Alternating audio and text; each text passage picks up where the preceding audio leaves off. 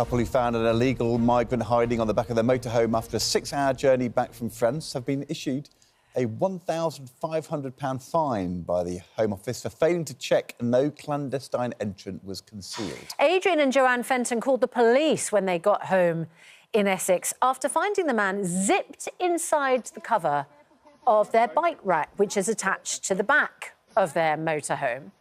Well, they're appealing the fine, and they joined us this morning from their home in Essex. Very good morning to you. You must regret calling the police. Good morning. Oh, definitely. There's no doubt it does not encourage people to call the police, because if you're going to call the police, you know you're going to be fined. So I think what Border Force has done is wrong. Joanne, talk to us about the moment you get back. How long is the journey back, and what happened when you parked up?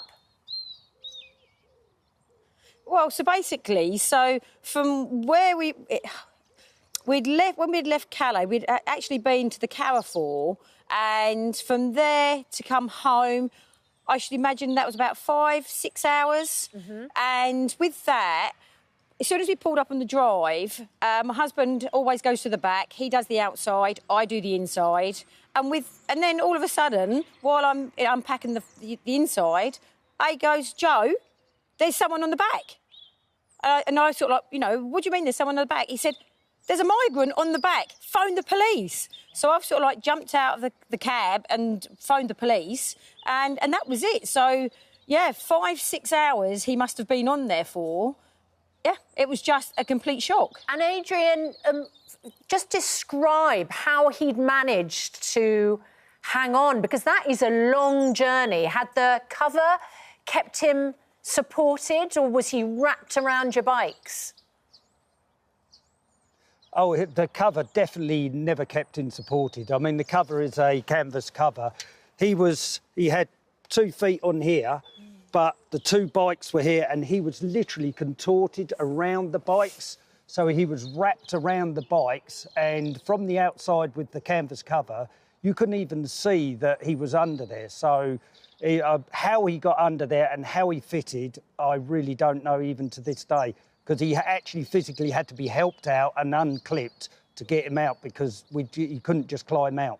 So, Joe, when you think back to the journey, that 6 hours, starting in France, yeah, how many times do you think there was an opportunity for this guy to jump onto your van? Because you're being fined for not checking properly. How often were you supposed to check whether somebody had joined you on the journey?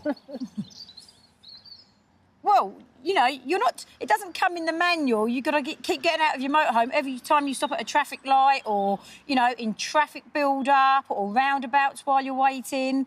It was totally madness. So I would say from the Carrefour, well, it was literally only 10 minutes down the road, obviously, to the shuttle. So, but in that 10 minutes, we've probably stopped and waited for about 15-20 minutes in traffic. So he could have got on at any point. We don't really know. What he said to the police, where he got on and where he got on, we don't really know. Well, of course... But we certainly, we checked when we got from the... Sorry.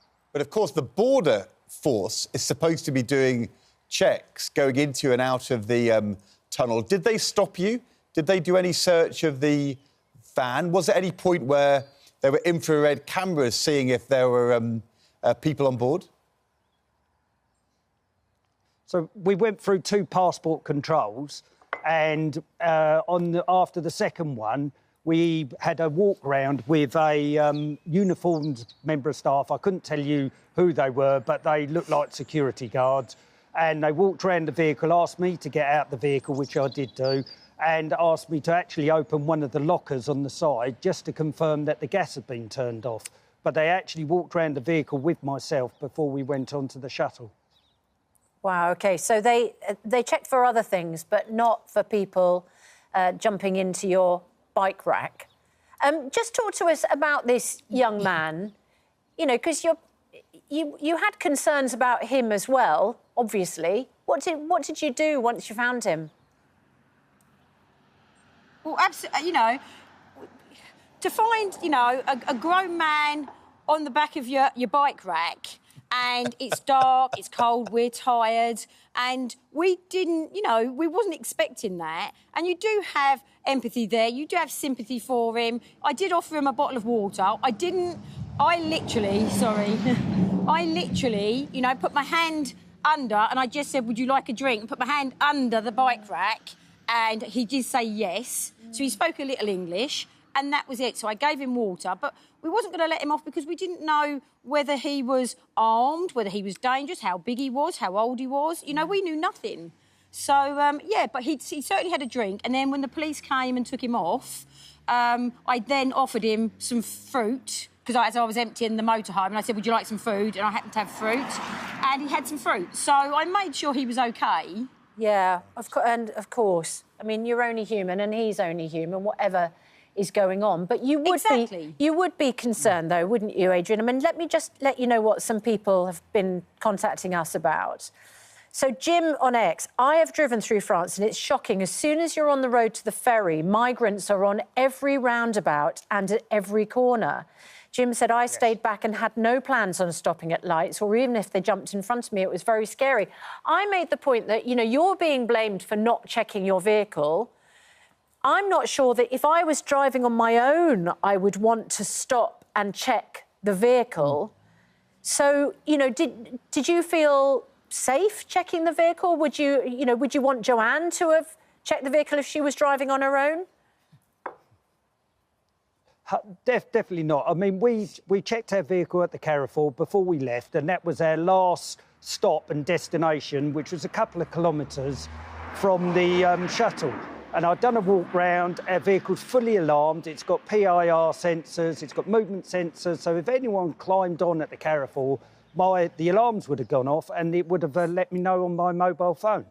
And then driving to the shuttle, we had to go through some housing estates, some areas. There was traffic lights, and as Joe said, we stopped numerous times. It would not have been safe to egress the vehicle and go round and check every time you stop, because you'd be holding the traffic up and you're in traffic flow. So at any period could an individual climb into the back there without us knowing while we're stopped at traffic lights or en route to the shuttle. And it's not safe to keep checking your vehicle. Yeah, it's not safe. So what happens now? The latest figures show that the border agency gave out over 1,000 of these fines in the last year. They're clearly wanting to stop people who are taking some cash to allow somebody to jump on the back of their van or whatever.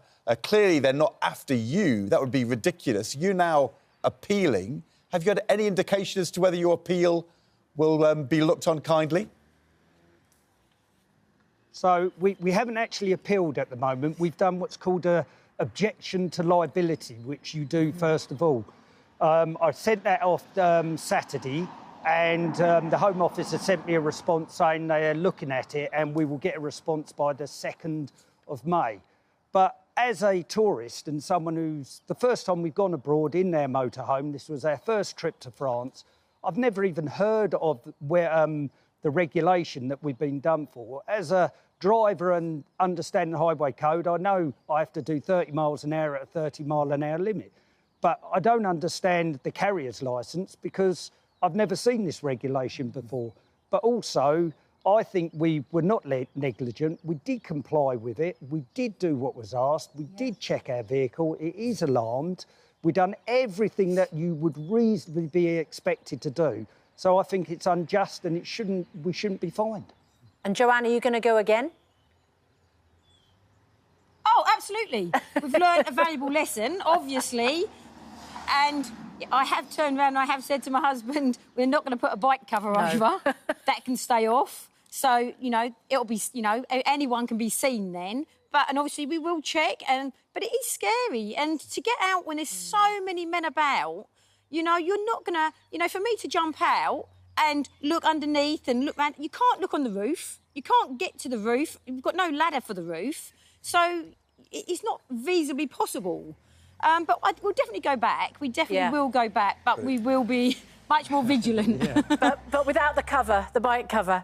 Joanne, Adrian, thank you But so without the much. bike cover. Thank you. And it's a good warning for other people as well. But as we say, I'm not sure what everyone's supposed to do about it. Good luck with your future motorhome travelling. Yes. Meanwhile, a Home Office spokesperson said, we are fully committed to stopping people from illegally entering the country and cracking down on people smugglers, which is why the clandestine entrant civil penalty scheme is there to ensure drivers take every reasonable step to deter irregular migration. We understand that recipients of penalties may disagree with the circumstances of the fine. Or comes down to that word reasonable. Well, also comes down to the phrase people smugglers. I'm not sure that Adrian and Joanne are people smugglers. No, but there'll be lots of people who take some cash on the side, and that's what you've got to crack down on. Of course.